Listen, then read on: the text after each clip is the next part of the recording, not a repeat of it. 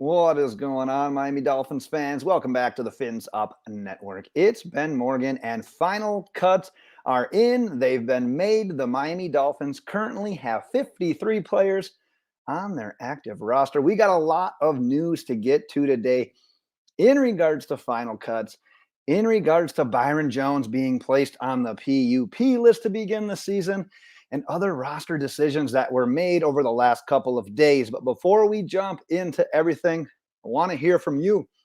Let's hear your biggest roster surprises, bubble players that you're either happy that made the team or you're a little upset that they failed to make the squad. But let's jump right into everything. We'll go position by position. Let's start with the quarterbacks.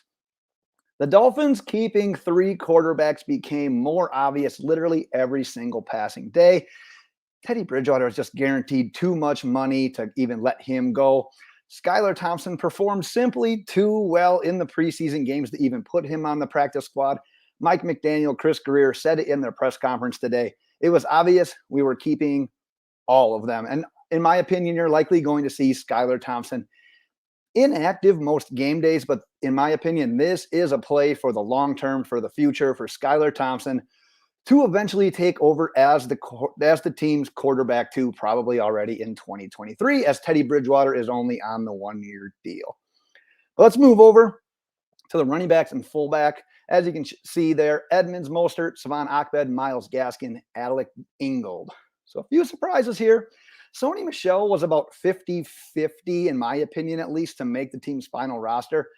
But I think that Alec Ingold can sort of be that de facto short yardage back. And not only is he more than capable of picking up those 1 to 2 yards that you need in those short yardage situations, but the Dolphins are going to utilize a fullback so often in this offense that it's not like it's going to be like an obvious fullback dive up the middle every single time Alec Ingold is in there. So they can almost use that to their advantage, because more often than not, when Ingold's in the game, he's not getting the ball. He's not getting a direct handoff.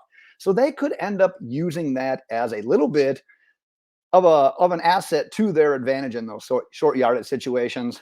I will say a couple of things I'm surprised about here. Surprised that both Savon Ahmed and Myles Gaskin made it through. I thought Ahmed probably had the better chance of the two of making it. However, I am still holding out hope that either one of or both Jared Dokes or Zaquandre White can land on this team's practice squad. But let's move over to the wide receivers. My prediction video had them keeping these exact 5 guys, so I cannot say that I am in the least bit surprised by them only keeping the 5 receivers.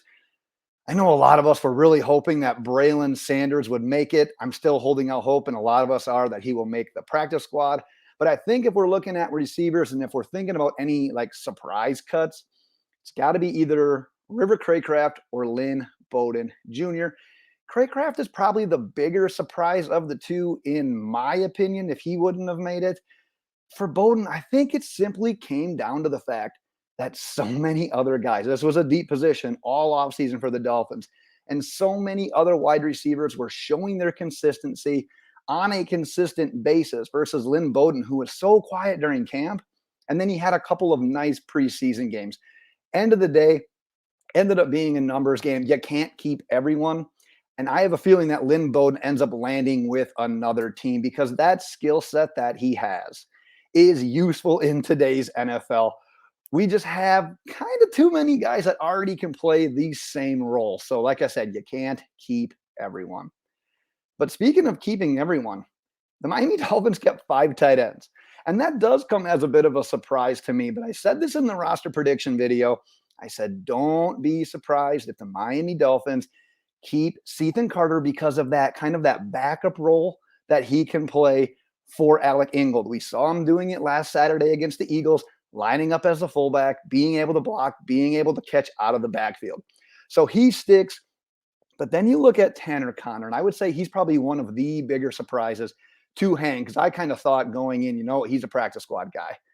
But I think Mike McDaniel and this offensive staff, I think they're in love with the speed, with the athleticism, with the pure talent that he has. And Greer and Mike McDaniel said that, because the big rumor today was, maybe he'll get put on the IR, open up a roster spot. he's a little bit dinged up right now, but they said he's not at this point in time a candidate to go on the IR. They simply like what they saw from him. And they thought, you know what? If we release him, we're not going to get a chance to put him on the practice squad. He's going to get claimed. So there you go. The Miami Dolphins keep the same number of tight ends as they do wide receivers. We'll go to the offensive line here. Nothing too crazy from the offensive line in regards to the decisions over the last couple of days. I would say the only somewhat surprise would be Solomon Kindley, because he was performing fairly well there towards the end, especially in that last preseason game. I think at the end of the day, though, he just wasn't seen as great of a scheme fit. So they let him walk. But keep in mind, we talk about this being the 53-man roster. It's not the final roster by any means. It's just the 53 that they're going with from their own guys. They can start putting in waiver claims for other teams' cast-offs, I think within the next day or so. I forgot to have the time written down. But I wouldn't be surprised if the Miami Dolphins try to claim at least 1 to 2 additional offensive linemen. Alec Lindstrom, the former Boston College offensive lineman, is a name that you're going to see floated out there. The Dallas Cowboys released him earlier today, and he obviously has ties to the Dolphins offensive line coach, Matt Applebaum. So offensive line is a position to keep an eye on over the next couple of days for sure. But let's move on to the defensive side of the ball.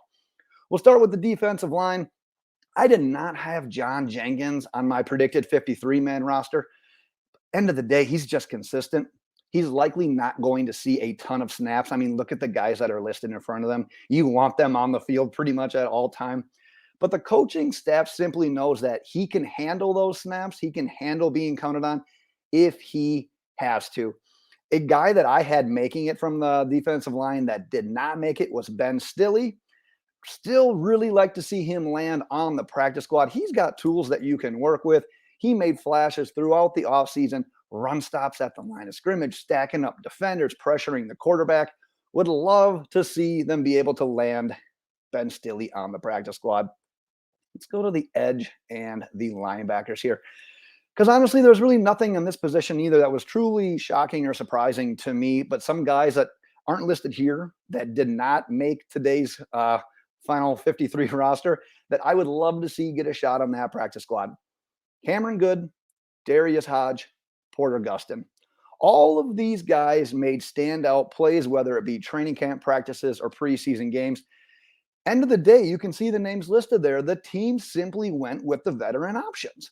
But if you can give the 3 guys that I had mentioned that maybe could be practice squad guys, if you can give them some time to develop, get them into training camp next year, I think that they would at least have a shot, because of a lot of the guys that you're seeing listed on the screen there are on those 1-year deals. So that linebacker position is going to look extremely different next year. Maybe some of those guys that could be on the practice squad could be some solutions there for next year as well. Let's move on to cornerback, because this, in my opinion, is where the news of the day happened. All offseason, every sign, every press conference pointed towards Byron Jones being ready by week 1. That was the track. That's what we wanted to see. But the team did indeed put him on the PUP list, meaning that he will miss the first 4 weeks of the season. And honestly, you don't know how he's really going to respond after that as well. But it's guaranteed that he's out the first 4 weeks. So honestly, I don't think Miami is done looking at cornerbacks here as we approach week 1. Look, think about the roster. Think about the guys you got here. You got X and you got Needham. But then you've got Noah Igbenogany, who about 90% of the fans wanted out of here. You got Keon Crossan, who, yes, he did look good in training camp in preseason.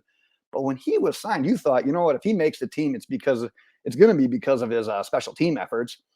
You got Kader Kohu, who was an undrafted free agent that was likely probably one of the last guys to make this team's 53-man roster.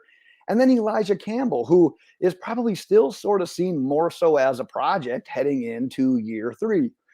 So if there's an area of concern for me right now regarding this Miami Dolphins roster, the offensive line still definitely gives me concern. I think we've been saying it forever. We'll probably continue to say it forever. But cornerback and depth at the cornerback position is my number 1 concern at this point in time. Let's go over to the safeties. These are the four that I had in my prediction video. The only real debate probably at this position. Well, let me stop right there. Eric Rowe is a little bit dinged up right now, but he is also apparently not going to be put on that short-term IR for the time being. They'll see how that goes. But really, the debate was between Clayton Fedulum and Vernon McKinley. And hopefully, Miami is able to keep McKinley on the practice squad. Sounds like that is their plan. That is the intention if he is not claimed. But as you can see, the Dolphins went with the veteran option there as well. And then no surprises whatsoever in regards to special teams. You got Morstead at punter, Jason Sanders at kicker, Blake Ferguson at long snapper. But that is your roster as it stands today, Miami Dolphins fans. Like I said earlier, let's hear your thoughts in the comments. Let me know, or if, and honestly, because we went through that kind of quick, if there are any players that you would like to see, I'm sorry, I clicked the wrong button there. If there are any players that you would like me to expand upon a little bit, drop them in the comments as well, and I will respond to your comment with more thoughts as well, because we kind of zipped through everything. But that is my time. That is your 53-man roster. We'll see how tomorrow goes when you can start claiming everybody, and we'll take it from there. But until next time, Dolphins fans, fins up.